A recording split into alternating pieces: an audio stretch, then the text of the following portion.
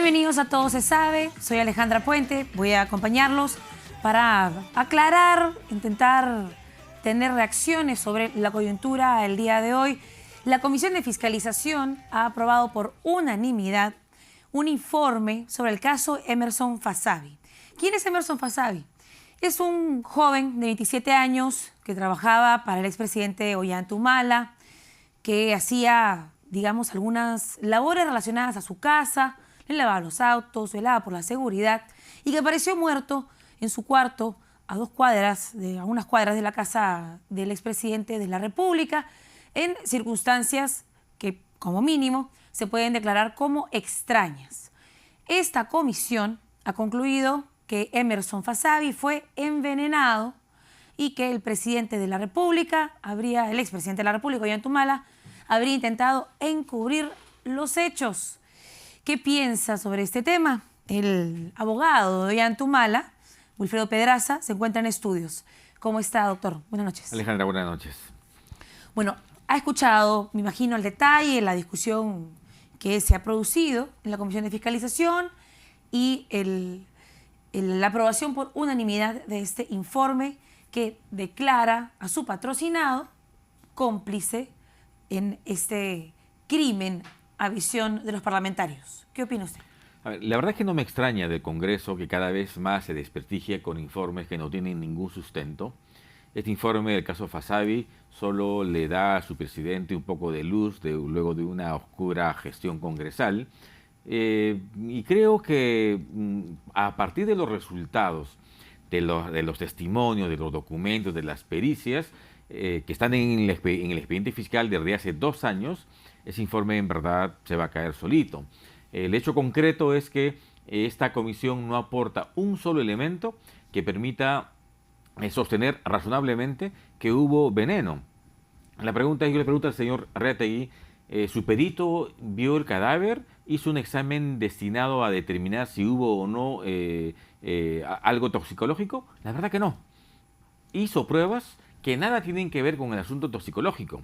En cambio, nosotros tenemos un examen toxicológico forense que hizo Ministerio Público hace casi 2 años, sometiendo líquidos y fluidos del señor Fasavi a una serie de baterías, y la conclusión es que no existe nada toxicológico en el cuerpo de Fasavi. Entonces, ¿a título de qué? Tamaña imputación, tamaña conclusión. Entonces, y si además todos los documentos que tenemos a la mano, el informe pericial de necropsia médico-legal, el servicio de patología forense, el acta de levantamiento del cuerpo, estomatología forense y sobre todo los resultados de las últimas pericias que el propio Reategui pidió realizar en diciembre del año pasado, que concluyen que el señor Fasavi falleció por hemorragia pulmonar y pancreática. Lo que cita este informe en la página 144 dice que la hipótesis de criminalidad es que él murió por una pancreatitis hemorrágica con daño hepático y se deduce que el caso no corresponde a una muerte súbita o natural, sino más bien una muerte violenta por ingesta de sustancia tóxica. Y cita la necropsia médico-legal 002515 del 2015, que está seguramente usted citando, fecha 22 de julio del 2015, donde se concluye que la sustancia final de muerte fue hemorragia pulmonar, hemorragia pancreática y un agente causante habría sido el etanol, que es el componente del alcohol etílico. Entonces, básicamente, lo que concluye la comisión del Congreso es que alguien de confianza le da a ingerir etanol a Emerson Fasavi, le produce seguramente, no sé, una convulsión, un shock, una cirrosis, y muere en esta situación con una hemorragia pancreática. Bueno, supongamos que esa hipótesis es válida, pero para una imputación así, y para sostener esa hipótesis, tiene que decir en qué se basa. ¿Qué pajarito a los Chávez o a los Maduro le dijo? No. En el informe médico legal dice todo lo contrario, y aquí está a la vista. En el informe médico legal dice que no existe ninguna evidencia de nada extraño. No hay violencia en cabeza, cuerpo, tórax, pies, no hay nada extraño en el examen médico legal de órganos, ni de líquidos, ni de fluidos, absolutamente nada. Entonces, sobre la base de que este señor presume que alguien le dio etanol y que eso fue la causa de esta hemorragia, que simplemente nos diga en qué se basa. Un testimonio se basa en una presunción, y una presunción es una subjetividad abusiva, arbitraria, en ejercicio de su inmunidad, que lo usan para eso, para abusar. Creo que se le dio el pajarito de Chávez, porque la verdad es que si no hay sustento, no sirve. Una hemorragia pancreática, hay algo que entender de los análisis del Ministerio Público y los exámenes forenses. Esos exámenes muchas veces dan la causa de muerte. Por ejemplo, siempre se dice que muere por edema pulmonar y es asfixia mecánica, ¿no? Se da la conclusión final, pero el agente que habría causado esa muerte puede ser otro. Entonces, lo que dice este perito es que para que exista pues una hemorragia hepática, tiene que haber ingerido algo que le genere un daño al hígado. Y eso podría haber sido el etanol. Es correcto. Los médicos legistas también señalan lo mismo, pero dicen también que estos exámenes tienen que ser compatibles con el análisis del contexto, de la coyuntura, de los hechos externos. Y en el contexto, en la coyuntura, en los hechos externos, es decir, testimonios, cualquier tema que permita imputar razonablemente un hecho, pues no existe absolutamente nada, sobre la base de que alguien le dio etanol. Este señor consumía habitualmente licor, y el etanol, como aquí se señala, es un factor de una hemorragia pancreática. Hoy, circunstancialmente, el médico Huerta publica un artículo muy importante en El Comercio, y nada tiene que ver con nosotros, y señala exactamente que el alcohol provoca en ocasiones entre el 30 a 40% de casos de hemorragias pancreáticas. Pero entonces la pregunta va, porque claro, también en este tipo de tesis se unen varios factores y varias irregularidades. ¿Por qué? Si es que la muerte era por causas naturales y estaba tan clara, permanece 20 días el cuerpo de Emerson Fasabi en la morgue. Por una sola razón, porque no había un familiar directo que retire el cuerpo. Hoy en este minuto usted puede googlear la página web de la morgue y ahí señala que el único autorizado para retirar un cuerpo son los papás o los hermanos. Y aquí no había ni papás ni hermanos, había una prima. La prima fue a pedir el cuerpo. En efecto, y fue con una de las personas que hoy se imputa. ¿Y qué le dijeron a la morgue? No le pueden entregar porque no es ni padre ni hermanos. Y luego la prima se perdió. Entonces, ¿qué hizo este amigo? Pero digamos, él trabajaba para un presidente de la República. El presidente de la República no podía haber enviado a alguien a la localidad de Nucayali, donde estaban los padres, para que firmen un poder. No les podría haber pagado un pasaje para que vengan a Lima, para que puedan sacar el cuerpo de su hijo de la morgue. A ver, exactamente lo que usted dice ocurrió. Los amigos que vivían con Fasabi buscaron al juez de la zona, el juez de paz autorizó con un poder que la mamá pone su huella y con la firma de la hermana de Fasabi, le autorizan a Peñafiel a retirar el cuerpo. Con ese poder, Peñafiel va donde un fiscal aquí, le dice, tengo este poder, autoríceme a retirar el cuerpo. Y el fiscal le autoriza. Y ese mismo fiscal, le autoriza a llevar el cuerpo a su lugar de origen. Pero la familiar no recuerda haber firmado ese documento, lo cual es más extraño. Bueno, por favor, pero está el poder, está el juez, está el comisario, está el juez de paz, está la hermana. Entonces, por favor, lo demás es pura especulación. Pero ¿cuál era la intención? ¿Por qué no traer a los familiares para que se lleven el cuerpo y dejar que pasen el dolo, el duelo respectivo? ¿Quién manda a Peñafiel a devolver el cuerpo? ¿El presidente? A ver, no. Peñafiel vivió con este señor durante más de 3 años, porque es una casa donde habían varias habitaciones. En un tiempo compartió habitación y luego alquilaron habitaciones independientes. Varias personas que trabajaban cerca del presidente vivían en una casa alquilando habitaciones. Eran muy amigos, jugaban fútbol los fines de semana, salían los fines de semana, eran amigos. Si un amigo se te muere, no tiene parientes, lo que él hace por un tema de humanidad es preocuparse por llevar su cuerpo a su lugar de origen, entrega a la madre y a la hermana y lo entierra. Pero esa humanidad Ese es el tema. un poquito selectiva. ¿Pero por qué? En el sentido... ¿Qué había que hacer para que no sea selectiva? No, lo contrasto con el testimonio, por ejemplo, de Carlos Corzo Alba, que es quien alquila la habitación, que dice que es Peñafiel quien va a la habitación y se encarga, a quien avisa primero que había muerto Emerson Fasabi. Y Peñafiel le pide que mienta. Ese es el testimonio de Carlos Corzo. Carlos Corzo dice que Emerson Fasabi le pide que mienta y que diga que es él el que ha hecho el trámite. Sin embargo, Carlos Corzo dijo una cosa diferente en su primera declaración. Dijo que él fue llamado por Peñafiel porque Fasabi no despertaba, que Corzo fue a ver a la ventana, llamaron a viva voz, golpearon la ventana, golpearon la puerta y Fasabi no despertó. Y como tenía una posición con un rictus muy particular, se asustaron, llamaron a la policía llamó al fiscal, nunca entraron al ambiente.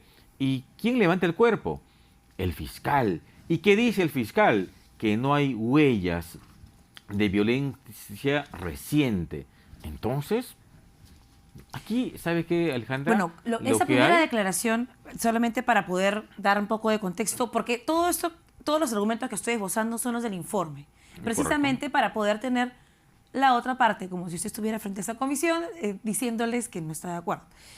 Ellos asumen, le preguntan a Carlos Corzo, ¿por qué usted mintió en su primera declaración? Y él dice, bueno, porque era el hombre de confianza del presidente de la República quien me estaba pidiendo que lo haga, que mienta.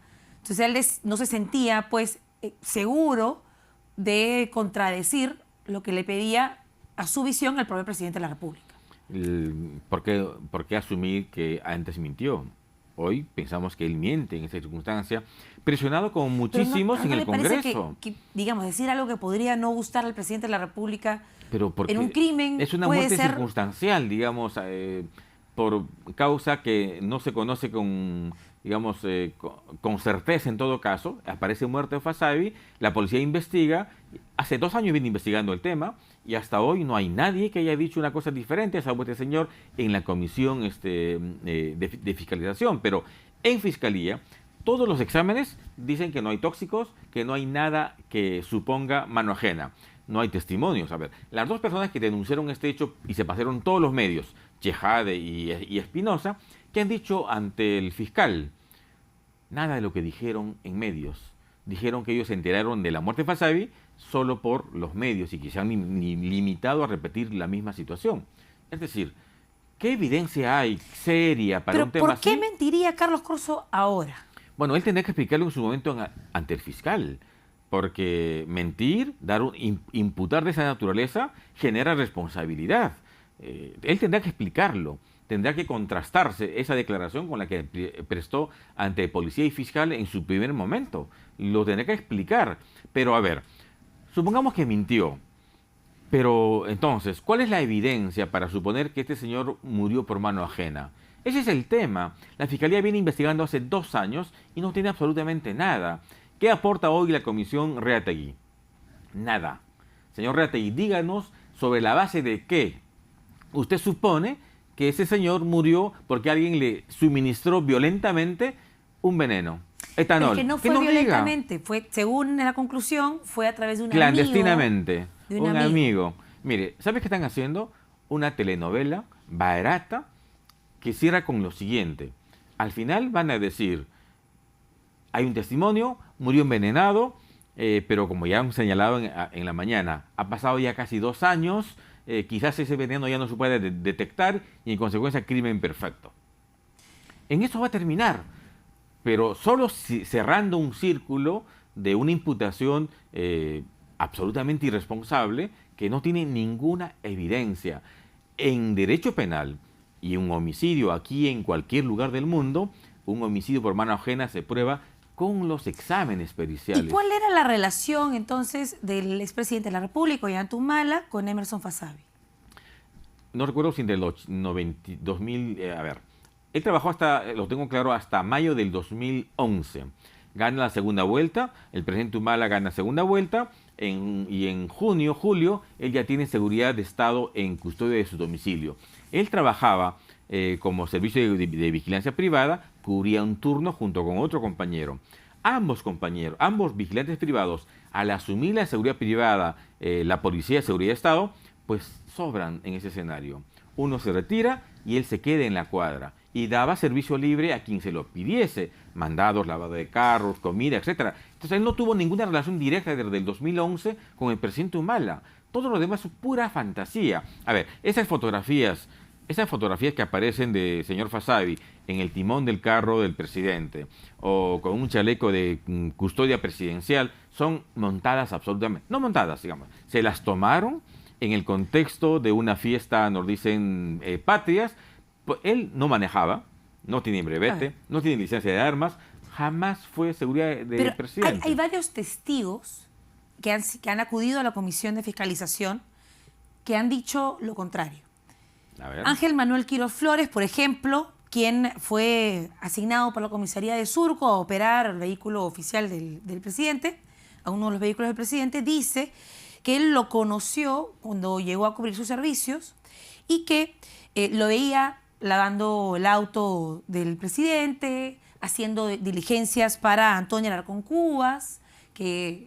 Es correcto. Y que era una persona de confianza, cercana a la familia de Ollanta Humala. Nunca ingresó al inmueble oficialmente, nunca tuvo una relación directa con la familia, nunca. Era un vigilante que cumplía un servicio, un buen muchacho, dicen todos, que consumía bastante alcohol los fines de semana en sus días libres. Pero esa relación nadie la ha negado. Lo que pasa es que se repite mucha información que no tiene sustento.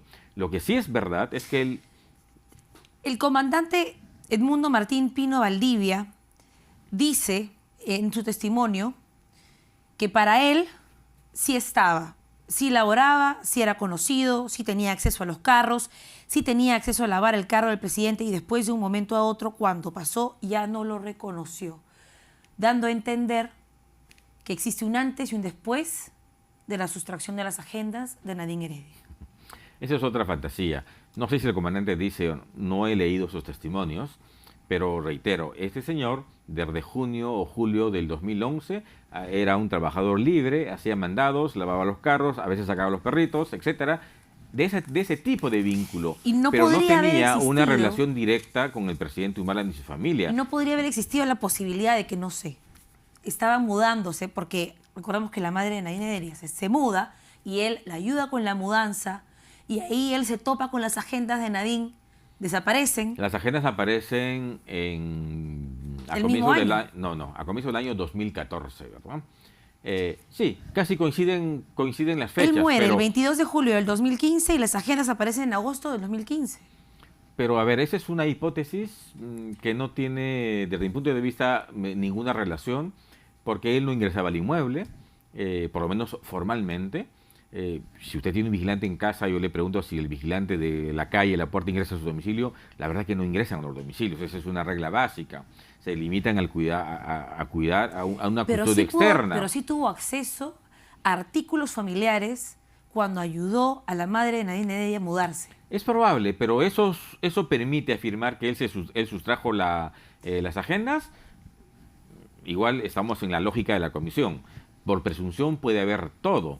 Pero en un tema de esta magnitud, en la que se imputa un homicidio, creo que las presunciones no tienen que ser tales. Tienen que argumentarse, confirmarse sobre la base de algo verosímil, porque si no, nos caemos en el mundo de las arbitrariedades como hace la comisión. Bueno, en este caso, y ya para ir terminando, también se está imputando entonces al expresidente Ollanta Humala de haber pretendido ocultar el crimen, de haber querido obstruir la justicia. ¿Qué va a pasar con esas acusaciones y estas conclusiones que han sido aprobadas por unanimidad por todos los partidos? Entonces es presumible que cuando llegue al Pleno va a ser ratificado y, me imagino yo, enviado al Ministerio Público. Lo único que va a pasar es hacernos perder más tiempo, como tantas denuncias hoy hay, ambos tienen, el señor Humala y su esposa, y en el tiempo seguirán aclarando. La Fiscalía tiene abierta esta investigación hace 2 años. ¿Y sabe por qué, Alejandra? Porque los medios dijeron, algunas personas dijeron que Nadine Heredia ordenó que secuestren a este señor, que lo torturen para que confiese si él se tiró la agenda y finalmente se le pasó la mano o lo mataron. Así trabajan respecto a la familia Humala Heredia. Y esta comisión sigue exactamente la misma línea, sin ningún pudor, sin ninguna lógica, sin ninguna evidencia, bueno, y nosotros lo tomamos como tal, la verdad. A usted también lo quieren acusar. Bueno, por de hecho, infracción a la ética, al código de ética. Eso es lo que me da risa, la verdad, porque para mí la ética sí tiene un contenido y yo la practico. Y ellos tienen que saber que la ley de la ética del funcionario público tiene como esencia decir la verdad, principio de veracidad, congresista Reategui, principio de justicia, que lo ignoran y los violan sistemáticamente. Dicen jocosamente que han determinado que yo usé Palacio para algo vinculado con este tema. ¿Cómo que determinado? Yo di una entrevista a Corto Poder que se propaló un domingo de esos años. ¿Cómo que se determina? Eso es un tema abierto. Bueno, si así se determina... Lo que pasa es que se dice, o bueno, se decía en esa época, que usted había permanecido en Palacio como asesor de seguridad por este caso. Yo dejé el ministerio el 2013 y de ahí inmediatamente conecté como asesor, es decir, no el 2014. Eso ocurrió un año más tarde, así que es otra barbaridad. Además, simpatías nunca la había escuchado. Yo me quedé porque conocí el trabajo del presidente Humala, su compromiso con el tema de la seguridad. Logramos un equipamiento extraordinario en la policía como nunca se ha hecho en la historia del país.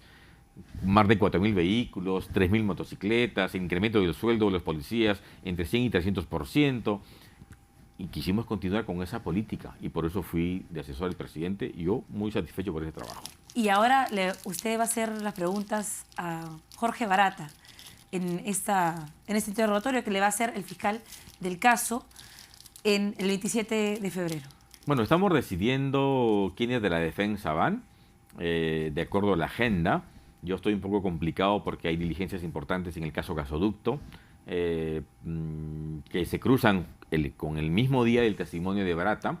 Está en todo caso el doctor Julio César Espinosa, César Nakazaki, que probablemente sean los que vayan, de manera tal que quién va no es ningún tema. Sí nos llama la atención que Barata se reúna aquí, el abogado de Barata, con los fiscales, haya un compromiso tan abierto de este tema, tan concesivo, de inmunidad absoluta, hasta el punto de perdonarles la reparación civil. Eso me parece un exceso. Yo creo que hay que ser prudentes con ese testimonio. Finalmente es un testigo impropio, es decir, es inculpado. Él participó de todos los hechos que está denunciando y por tanto tiene intereses. Así que con calma y sin tanta concesión que ya nos llama la atención. ¿Qué dice la galleta? La práctica hace la perfección y eso creo que es importante. La Comisión de Fiscalización debería de hacer prácticas para alcanzar mayor perfección. Ellos especulan y la verdadera especulación es lo más grave que alguien puede hacer en un tema de carácter penal. Entonces se cae en la arbitrariedad absoluta, típico del fujimorismo. Bueno, pero no solo el fujimorismo, lo han aprobado todas las bancadas. Parece que el rechazo al nacionalismo o al expresidente Ollanta Humala puede unir a distintas tiendas políticas. De hecho, hoy el congresista Lescano ha estado sustentando, sin evidencia también el tema, Mulder, pero de ellos no extraña mucho. Es la lógica un poco. Poco reflexivos, invocando hechos que no existen, y es la peor forma de fundamentar un informe. En el tiempo este informe va a ser lo que va a ser, una vergüenza de algo que una comisión investigadora jamás debe hacer, imputar sin evidencia. Gracias por habernos acompañado. A usted, Alejandra, muchas gracias. Bueno, este caso se ve en la 15ª Fiscalía Provincial Penal de Lima y seguramente va a seguir su propio proceso con los insumos, seguramente de esta comisión que tiene que pasar a ser ratificado por el Pleno. Hacemos una pausa en Todo se sabe y regresamos.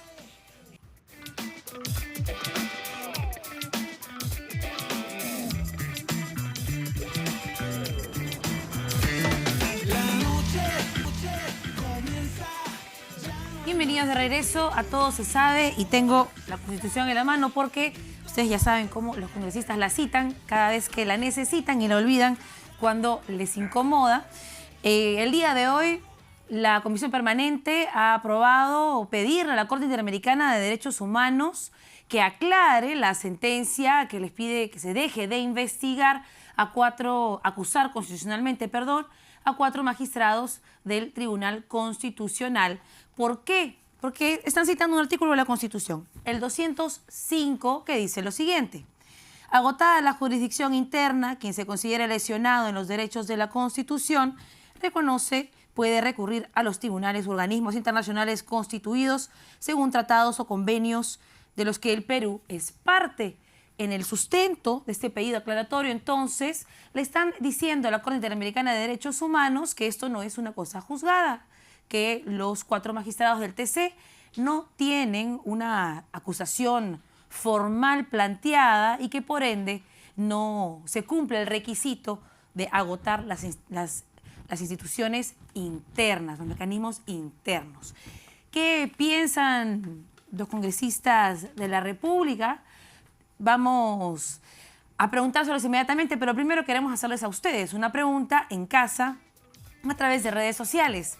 El Congreso va a solicitar una aclaración a la Corte Interamericana de Derechos Humanos por esta resolución que favorece a magistrados del Tribunal Constitucional. ¿Estás a favor o en contra? Con el hashtag todo se sabe, puede responder. Llevamos más de 200 votos. Si es que usted aprueba o desaprueba. Víctor Andrés García Belaunde y Javier Velázquez Quején se encuentran en estudios y vamos a conversar con ellos sobre este tema. ¿Cómo están? Buenas noches. ¿Qué tal? Buenas noches, Alejandra. Bueno, ¿qué significa esta decisión que se ha tomado en la Comisión Permanente con la aprobación de todas las bancadas, incluyendo la Proyección Popular y excluyendo a Nuevo Perú y Frente Amplio? Comencemos con el congresista. Los mayores primero. No, yo creo que todos hemos estado de acuerdo. Yo ya me retiré un poco antes de la votación, pero creo que todos hemos estado de acuerdo. Lo que pasa es que en las bancadas, estas 2 que has mencionado, han discrepado en cosas menores, pero no creo que haya sido el hecho de la consulta, porque finalmente lo que se ha tratado de decir es una consulta, porque el tema es qué hacemos, a quién le hacemos caso, a la Corte o a nuestra Constitución, que es clarísima, y tú lo has leído perfectamente bien en el artículo 205, en el capítulo de garantías constitucionales, que dice, agotada la jurisdicción interna, agotada. Quien se considere lesionado en los derechos que la Constitución reconoce puede recurrir a los tribunales, pero primeramente habla de agotada la jurisdicción interna, que es clarísimo, de tal manera que aquí lo que se quiere hacer es que la Corte aclare eso, aclare otras cosas, como nosotros somos un poder del Estado que es soberano, que tiene una soberanía popular y que cada voto no está sujeto a mandato imperativo.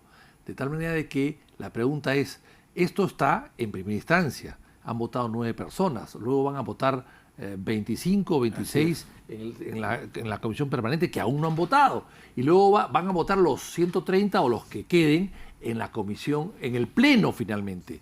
La pregunta es, nosotros algunos que no hemos votado todavía, podemos recibir una orden de nadie, de un tribunal de fuera o de dentro, o del jefe de nuestro partido, o de quien sea, para que votemos en un sentido o en el otro, para que votemos por el archivo o por el no archivo, es bien complicado, es muy complicado. Entonces, por todo eso, lo que estamos pidiendo es, señores, díganme ustedes qué cosa es lo que han hecho, a dónde vamos a llegar, conocen ustedes estas normas precisas de la Constitución. Bueno, díganme usted cómo aplicamos el fallo o el auto que ustedes han emitido, que además habla de requerimiento, y requerimiento no es necesariamente una imposición, es un aviso. Entonces, queremos ilustrarnos un poco más en lo que puede estar pasando, ¿no? ¿Pero quieren ilustrarse o es simplemente decirle a la Corte Interamericana de Derechos Humanos que no quiero acatar bonito? Mira, yo lo que te quiero decir es lo siguiente, ¿Puedes tomar tu Constitución? El artículo 55 de la Constitución dice que los tratados deben respetarse. Y también lo tengo No, marcado. pero déjame terminar.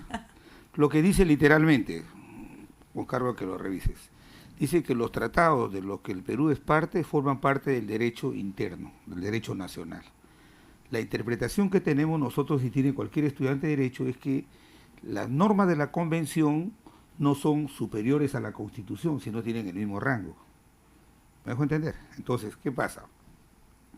Esta es una decisión, no es una sentencia, sino es un auto, que es materialmente imposible de ejecutar. Ha sido dictada por 7 personas, que 5 de ellos le han hecho un favor al que fue abogado de Humala, al señor Eguiguren, que es presidente de la Comisión Interamericana, y que es amigo de algunos miembros del tribunal. Te lo digo ¿por qué? Porque lo que está disponiendo la Corte es materialmente imposible. Dice, disponer que se archive la investigación, ¿cierto? ¿Crees que el presidente del Congreso la puede archivar? No puede. El presidente de la República no la puede archivar. El presidente de la subcomisión de acusaciones no la puede archivar. Ese procedimiento para que se archive tiene que ir a la comisión permanente o en todo caso al pleno. El razonamiento que hace la Corte para defender a las nuevas 4 víctimas de los casos del Frontón, que ahora son los miembros del Tribunal Constitucional, dice que ellos tienen las mismas prerrogativas que nosotros, que no son responsables por sus votos o opiniones que emitan en el ejercicio de su función, y además dicen que no están sujetos a mandato imperativo, el artículo 93 de la Constitución. Entonces, ¿qué es lo que sucede ahora? Dime, si la solicitud de archivo va al pleno, ¿los parlamentarios estamos obligados a votar como dice la Corte? No, no estamos sujetos a mandato imperativo. Ahí se ha equivocado la Corte, le ha hecho mal el favor a estos 4 magistrados del tribunal. Pero además te diré lo siguiente, lo que dice el tribunal que en su auto dice que ya no se puede hacerle juicio político ni antejuicio a los miembros del tribunal. ¿Qué dice el artículo 99 de la Constitución? Que sí se les puede hacer juicio político y antejuicio. Por delitos. No, también los señores, para que veas, el absoluto desconocimiento de la Corte. Nosotros estamos procesando a los 4 miembros del tribunal por el delito de prevaricato, Pero el tema, y eso sí amerita un debate, es que hay 2 artículos de la Constitución. Uno es el que usted menciona, el que le da al Congreso la prerrogativa de iniciar una acusación constitucional por delitos, el 99.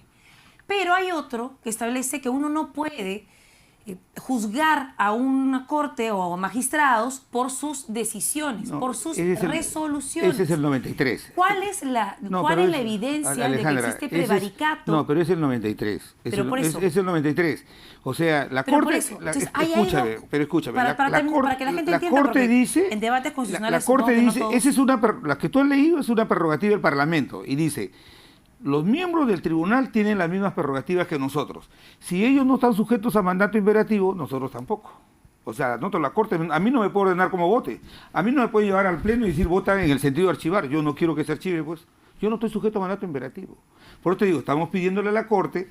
El artículo 67 de la Convención dice que cuando un Estado está en desacuerdo, devuelve el expediente a la Corte para que hagan una interpretación de los alcances y el sentido de su fallo, porque se han equivocado, no han estudiado bien el caso. Entonces, tenemos 90 días y el problema es el siguiente, es materialmente imposible ejecutarlo, eso es lo que te quiero decir. Llevan el caso, que no ha terminado, lo llevan al pleno y tenemos que votar, ¿cierto? Y si votamos en contra de la decisión de la Corte, entonces lo que queremos es que lo aclaren, lo han trabajado mal el tema. Y además quiero decir lo siguiente, estos señores del tribunal se han colgado de una sentencia del año 2001 en el caso Durán Ugarte, de 2 víctimas, de los familiares de 2 personas que estuvieron presas por terrorismo en 1986. Entonces, ¿qué pasa? La sentencia del 2001 declaró que el Estado peruano, condenó al Estado peruano de que había habido excesos contra estas 2 personas y sus víctimas eran sus familiares. El 2001. Ahora, después de 17 años, aparecen nuevos 4 víctimas, que son los 4 miembros del Tribunal Constitucional. Que nos expliquen de dónde salió esas 4 víctimas si la sentencia lo dice. Lo que dice la sentencia es que al pretender castigar a los magistrados que quieren hacer cumplir esta sentencia de la Corte Interamericana de Derechos Humanos, que es que se juzgue a los que resultan responsables en el caso del Frontón, Durán y Ugarte, se está contraviniendo la sentencia. Pero eso es otro tema, porque ahorita, para no desviarnos demasiado, hay que hablar de lo que acaban de aprobar.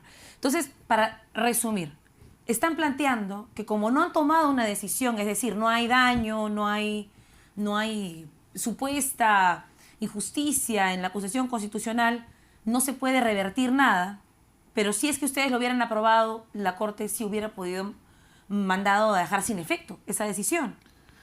Claro, yo creo que Velázquez ha estudiado bastante el tema y lo conoce muy bien. Una cosa es la resolución del Pleno, si el Pleno hubiese terminado, se hubiese votado, además con votos, no cualquiera, con votos especiales, con 87 votos. 87 votos. O sea que no es una votación cualquiera, no es una votación simple, no, es una votación calificada. Si el Congreso hubiese debatido, y además con la presencia de ellos, con los abogados que se defienden, es todo un debate como se ha pasado en muchas otras ocasiones, y que finalmente el Congreso aprueba la destitución, en el caso que lo hubiese aprobado, porque tampoco se ha pedido la destitución de 4, sino solamente de 1, entonces allí la Corte podría haber intervenido y reponerlos o restituirlos a su cargo. Eso lo entendemos. Entonces el Tribunal Constitucional se adelantó. Los magistrados se adelantaron. Totalmente, sí, porque ellos además sostienen que lo que han resuelto, que la subcomisión no puede meterse en el tema porque la causa sigue en el Poder Judicial, pero ellos han hecho una denuncia o han intervenido en la Corte de San José sabiendo que sus procesos dentro del Congreso no han terminado tampoco. No han terminado, están en primera instancia y no se sabe cómo van a terminar. De repente los liberan a todos, y la acusación no la han hecho los congresistas, la acusación la han hecho los marinos, 9 marinos, que pueden hacer otras acusaciones también, porque hemos visto en la subcomisión acusaciones parecidas de varias personas. Pueden aparecer otros marinos que hagan una acusación parecida también, y hay que procesarlas igual. ¿Y qué es lo que puede hacer entonces la Corte Interamericana con este pedido de aclaración? Corregir el fallo, emitir uno nuevo, ratificarse.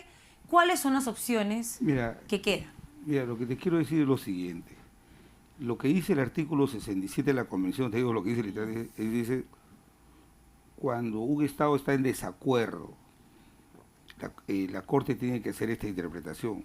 Lo que te digo, es materialmente imposible que un organismo jurisdiccional externo que no conoce los hechos, que no nos ha escuchado ni siquiera, no somos parte, nos diga a nosotros que votemos en tal o cual sentido, ¿cierto? Primero, lo que tiene que saber el país es que si se han ordenado que se archive, esto no lo puede archivar Víctor Andrés García Belaúnde, Velázquez, el presidente del Congreso. Tiene que irse al Pleno. Pero sí es delicado el tema, porque no, si no es no, delicado. Galarreta no estaría pidiendo reunirse con Relaciones Exteriores, con el Ministerio de Justicia y con el presidente. Es que es así, es que el emplazamiento es el Estado, no es al Congreso. El emplazamiento es al Estado. Entonces, como han emplazado al Estado a través de Cancillería, el Estado se lo va a trasladar al Congreso. Y el Congreso va a tener que decir, ¿cómo materializamos esta decisión? No podemos. O sea, a mí no me pueden decir cómo voto. Si yo votara en sentido contrario, esa acusación la han presentado 11 ciudadanos, 11 marinos. Ellos me podían acusar a mí por infracción a la Constitución. Yo no puedo prevaricar como han prevaricado los magistrados. Y no es verdad lo que la Corte dice en su auto, dice que a los pobres magistrados lo hemos procesado porque han aclarado unos votos, han hecho un conteo de votos. No. Han cambiado una sentencia ilegalmente. Eso es prevaricato en cualquier parte del mundo. Han dicho una sentencia que decía, fundada en parte, dice que no. Un mecanismo que sí existe dentro de la norma material. No existe. Existe como figura y lo han utilizado y lo han interpretado. No existe. Pero ustedes tienen que demostrar que eso es prevaricato. Esa es la tarea por de aquellos presumimos que es eso. Pero obviamente. De repente el Pleno nos enmienda la plana. Todavía. De repente el Pleno nos enmienda la plana y dice, no se han equivocado en la subcomisión. Por eso hay 3 instancias. La subcomisión, él ha presidido la subcomisión, va a la comisión permanente, la revisa y luego va al Pleno. Y en el Pleno, como dice Víctor Andrés García Belaúnde, tiene que tener un voto aprobatorio de las 2/3 partes. Y mal hace la Corte Interamericana, que está ideologizada, de decir que un peligro a la imparcialidad de los magistrados es que hoy día haya mayorías parlamentarias. O sea, que quiere castigar al pueblo. El pueblo ha querido que una bancada tenga una mayoría, eso se tiene que respetar. Entonces, nosotros lo que hemos acordado ahora en Junta de Portavoces es decirle a la Corte, a ver, ¿cómo ejecutamos este acuerdo? A ver, ¿cómo archivamos ese procedimiento sin caer en infracción a la Constitución con relación a los que han presentado la denuncia? Entonces, ellos tienen que ver cómo se instrumentaliza. Pues es materialmente imposible, te lo digo desde ahora, es materialmente imposible, el procedimiento tiene que seguir, y los señores del Tribunal Constitucional, que no son, como dicen algunos, son supremos intérpretes de la Constitución, no son supremos intérpretes, son solamente intérpretes de la Constitución, hay que leer bien la Constitución. Entonces, ellos como nosotros tienen igual de responsabilidad de interpretar la Constitución. Ellos deberían respetar el proceso, se les ha permitido que se defiendan, pueden ir a la Comisión Permanente a defenderse. Lo que no pueden hacer es haber dicho, 1 es igual que 2, eso es lo que han querido decir con la sentencia, han cambiado. Entonces, si nosotros permitimos este precedente, el señor Eloy Espinosa y los 4 mismos pueden cambiar una sentencia de hace 20 años. ¿Han debatido o han considerado, bueno, sé que lo han considerado porque lo han declarado públicamente, pero lo han debatido en un contexto del Congreso, salir de la Corte Interamericana de Derechos Humanos? Yo creo que eso, nosotros, por lo menos de ninguna manera. Nadie. De ninguna manera, yo creo que eso está... Pero congresista, que yo Además, lo escuché a usted decir que Paniagua teníamos que se volvió a la aplicar la pena de Corte, muerte, Paniagua se volvió así a la tuviéramos Corte. que salirnos de la Corte Interamericana. Ay, pero es otro tema, pues. Pero en la práctica el efecto es el mismo. No es el mismo. Mira, yo tengo mi apreciación personal. Yo creo que la convención, el sistema iberoamericano funcionó. ¿Sabes cuándo se aprobó la convención? En el año 69. Nosotros ratificamos al año siguiente y luego el año 81 ratificamos nuestra incorporación a la Corte. El sistema se montó cuando América Latina estaba preñado de dictaduras. Entonces, el sistema funcionó para defender los derechos humanos y a defender a los ciudadanos contra las torturas. Pero todos sabemos lo frágil que es la democracia en América Latina hoy día también, que hay democracias, ¿no? Hay poder judicial, hay el propio Tribunal Constitucional. Y mañana, si no hay mañana, no, pues, fregados de nuevo. Lo que hay que hacer, yo creo que lo que hay que hacer, no pensamos. Hoy día no se discutió salirnos de la jurisdicción de la Corte por este tema. Yo creo que vamos a dar la batalla, es materialmente imposible, no se va, no es una victoria pírrica de los 4 miembros del tribunal. Conveniente es, digamos, no debatir salir de la Corte cuando aún hay un vestigio de poder ganar, pero cuando no hay vestigio para poder ganar, entonces ahí sí podemos No es salir. ganar o perder, sino que no se puede aplicar la resolución. ¿Cómo se aplica? No es lo mismo una resolución de la Corte o de un juzgado a la mesa directiva para que repongan a un trabajador o le paguen sus derechos a un trabajador del Congreso. Eso es diferente, eso se puede hacer, que decirle al Pleno del Congreso, que tienen todos representación popular, soberanía popular, son recipiendarios de la votación, de la voluntad popular, decirle, oiga, usted archive, le ordeno que usted archive, porque la gente se puede negar. Ahí los parlamentarios pueden negar a votar en un sentido que le impongan y puede optar por otra opción. Entonces, ¿cómo se aplica eso? Son 130 votos. ¿Cómo manejas una asamblea de esa naturaleza? Entonces, el asunto es cómo se aplica. Y ya, aquí, ya para terminar este tema y pasar al siguiente, ¿qué es lo que puede pasar en la Corte? La Corte puede, a raíz de esta interpelación, de este petitorio de aclaración, cambiar su resolución. ¿Qué opciones quedan? A ver, vamos hablando un poco en voz alta. Esto puede pasar a la segunda instancia. Digamos que la segunda instancia ratifica la primera y luego pasa al Pleno.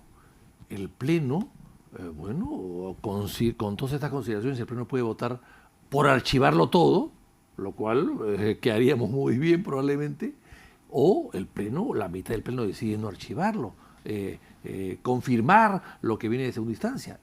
¿Qué podemos hacer nosotros? ¿Qué puede hacer el presidente? ¿Qué puede hacer los miembros de la comisión, de la subcomisión? No pueden hacer nada. Es decir, no estamos sujetos a mandato imperativo, por lo tanto no se le puede obligar a nadie a que vote en un sentido o en el otro, así de simple. Ese es el problema. Bien, pasemos al siguiente tema. También se han reunido en una comisión extraordinaria, en una reunión extraordinaria, las comisiones de Economía y las comisiones de Justicia, y han acudido Claudia Cooper, el Ministerio de Economía, y el Ministro de Justicia, Enrique Mendoza, para pedirles, rogarles que por favor debatan este proyecto de ley que va a reemplazar al decreto de urgencia 003, y ustedes les han dicho que necesitan tiempo. ¿Cómo ha quedado este tema? Bueno, ante todo, esto el día viernes a las 4 de la tarde llegó este proyecto a la Comisión de Economía. Viernes a las 4 de la tarde. Hoy estamos lunes, hoy día nos hemos reunido. mañana vence el plazo. Un proyecto de ley tan complicado que abarca tantos problemas, levantamiento de embargos de la SUNAT, impunidad, tratos, colaboración eficaz, cadena de pagos, o sea, que involucra tantas cosas, no se puede ver eso en menos de 24 horas, eso es imposible. Entonces lo que se ha hecho es la promesa de seguir estudiando el tema, pero mañana seguramente el gobierno va a tener que sacar un decreto de urgencia, como ya lo he hecho antes, prorrogando el actual. Y en 30 días veremos qué se puede hacer. Pero el tema, el tema más o menos es simple, lo quiero graficar en pocas palabras. Es decir, es como si mañana te roban tu automóvil, Alejandra, tú encuentras al ladrón, pero le dices, sigue trabajando mi carro haciendo taxis para que me lo vayas pagando. ¿Usted está en contra entonces de esta ley? En principio sí. O sea, lo que no se puede hacer es cuidar la cadena de pago de la corrupción. Eso es lo que no se puede hacer. Lo que no se puede hacer es tratar de sacarle plata a negocios que nacen con corrupción y por lo tanto son caros o sobrevalorados. Pero el argumento de Claudio Cooper, para contextualizarlo, es que no se puede paralizar la economía. Perfecto. Y que estas empresas generan empleo. De acuerdo, pero ¿qué cosa vale más? ¿Ah? ¿La impunidad o la reparación civil? ¿Ah? Pero digamos o la indemnización. Pero también existe un argumento en el sentido de que no se les ha sentenciado. Perfecto. Entonces, por eso es que hay que intervenirlos. Hay que intervenirlos, el Estado tiene que intervenir los negocios y asegurarse todo lo que tú estás diciendo. Bueno, ¿qué piensa usted? Mi apreciación es lo siguiente, yo estoy de acuerdo con el proyecto. Yo creo que es mejor que el 03. El 03 que nos ha dado como conclusión después de un año. Solamente el Estado ha podido retener 20 millones de soles. Hay 250 empresas que no tienen nada que ver, los proveedores. Hoy día el presidente de los proveedores ha dado una triste noticia. 169 micro y pequeñas empresas han quebrado. Hay casi 25.000 trabajadores en la calle. Yo estoy de acuerdo y conociendo la vocación que tiene Víctor Andrés siempre de luchar contra la corrupción, estoy de acuerdo que los responsables sean identificados y sancionados. Lo que no podemos primero es poner en peligro la cadena de pagos. En segundo, a mí me parece bien la iniciativa, ¿por qué? Porque corrige los vicios del 03. Crea tres instancias claramente definidas. Por ejemplo, las empresas que han confesado su delito, como Odebrecht, establece fideicomisos. El 50% de sus acciones, de su capital, van a ir a un fideicomiso para garantizar la eventualidad del pago de la reparación civil. Si esta empresa tiene alguna concesión nuestra y tenemos que hacerle un pago mensual como la Interoceánica del Sur, vamos a retener el 10%. Luego hay otro grupo de empresas que tienen otro tratamiento, como son las consorciadas. Por ejemplo, yo estoy de acuerdo. Si hay algunos ejecutivos de Graña y Montero que deben ser sancionados, que sean sancionados, pero porque hay que castigar a los más de 40.000 empleados que tienen, ¿no? Entonces, me parece que ahí también hay un tratamiento, se les impide de que puedan remesar recursos al exterior, se les da facilidades para que puedan colaborar con la investigación y se les da beneficios adicionales. Y el tercer aspecto, el más importante, y en esto sí creo que ojalá que Víctor Andrés se involucre, el tercer aspecto que trata la ley tiene que ver con el Club de los Constructores, que no estaban previstos en el decreto de urgencia 03. Entonces, si tú sumas todo el flujo de capital que generan estas constructoras, tanto las que han sido confesas, las consorciadas y la del Club de Constructores, estamos hablando de 30.000 millones de soles. Estamos hablando de casi 4.2% del PBI, que mueve la actividad económica. En las empresas hay responsables, que esos sean identificados y sancionados. Pero no paremos el país, no paremos la actividad económica, porque mira lo que hemos hecho con el 03. Entonces, ¿qué han acordado ahora? Que van a ampliarlo por 30 días, el decreto de urgencia, hasta que el Congreso discuta la ley. El consenso, por lo menos de lo que escuché en el debate, es que sí, efectivamente, a la mayoría de los congresistas les parecía que era una mejora al decreto de urgencia 003. Pero entonces la pregunta es, ¿por qué esperar tanto tiempo? Humberto Morales, por ejemplo, dijo que estaba generando un vacío de 24 horas y que en esas 24 horas iban a jugar todos los capitales. Está saliendo un decreto de urgencia ampliando por 30 días. Mañana. El Parlamento está en receso. Yo objeté la declaración del presidente del Congreso porque estaba hablando en modo mayoría absoluta y ya no son mayoría absoluta, y estaba hablando a nombre de todo el Congreso diciendo, ese proyecto lo vemos en marzo. No, se necesitaba ver con urgencia. Y me parece muy bien que la Comisión de Economía y de Justicia se hayan juntado, que procuren un dictamen, en el Pleno lo mejoraremos, pero todo lo que hemos avanzado hasta ahora en la discusión es mucho, sustancialmente, mucho mejor que el malhadado decreto de urgencia 03, que no ha servido para nada, ¿no? Yo quisiera añadir algo más para precisar un poco lo que ha dicho Javier, ¿no? Primero, yo creo que hay que intervenir las empresas para asegurarse todo, el pago. Hay un mecanismo legal a través de la Fiscalía que puede intervenir a las empresas y administrarlas y manejarlas. Bueno, pero en la ley hay que decirlo, y no está, en la ley no se habla de eso, la intervención judicial. Pero además hay una cosa, dejar que las empresas, aplicándole estas normas que salen en el decreto famoso, dejarlas simplemente que cumplan con una serie de normas, empresas que no han cumplido nunca con las normas, que han engañado a sus accionistas, al público, al Estado. Vemos el caso de Rutas de Lima. ¿Cómo los obligamos a pagar los proveedores? Bueno, pero Rutas de Lima. Rutas de Lima, Odebrecht ha vendido Rutas de Lima en $450 millones, su 50%, y todavía tiene 25% más.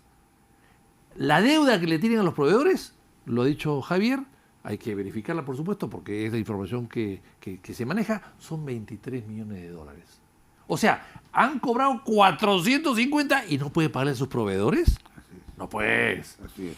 Pero de acuerdo con esa premisa y la desconfianza sobre estas empresas que están sumamente no se puede confiar en ellas. Pero acabamos de ver cómo un fiscal dice que no persiguió una denuncia por violación sexual porque tiene mucha carga procesal, y vamos a darle al Ministerio Público de Administración de empresas que manejan más del 4% del PIB en nuestro país. Yo en eso sí discrepo. No sé, digamos, yo discrepo sería lo ideal. En Europa pasa. Pero acá democráticamente con Víctor Andrés, y comparto su indignación ante este grave hecho de corrupción.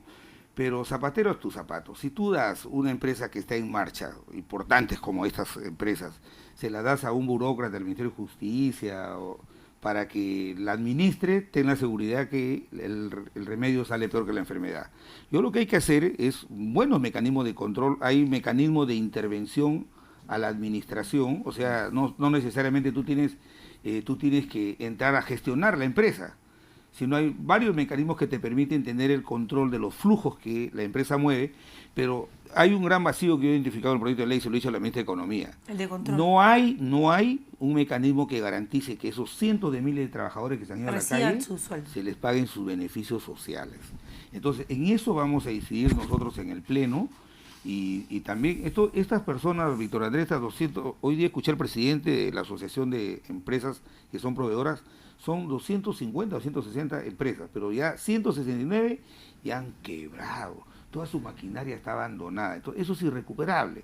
Entonces, lo que ha pasado es en la Comunidad Europea, en Estados Unidos y en Brasil, donde han tomado medidas con este caso, las actividades económicas han seguido en marcha, pero ha habido buenos mecanismos previos que han garantizado que se pague la reparación civil, ¿no? Y eso también tenemos que cuidarlo. Pero allá, bueno, en fin, yo discrepo democráticamente con Javier, pero en todo caso, yo añado algo más.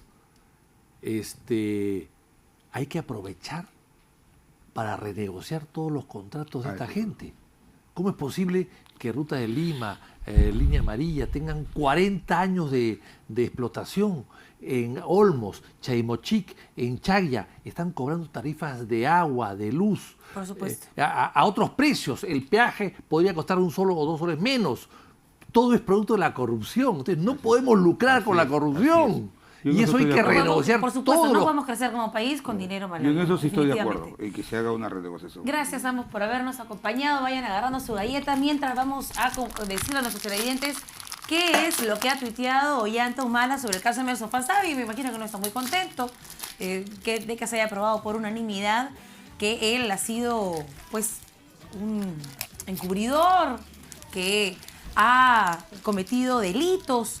Y él dice: lamento que algunos congresistas que se pasan malos momentos en sus bancadas o que han visto minimizada su participación política busquen notoriedad con un informe deficiente y falso en mayúscula que solo refleja el abuso de poder.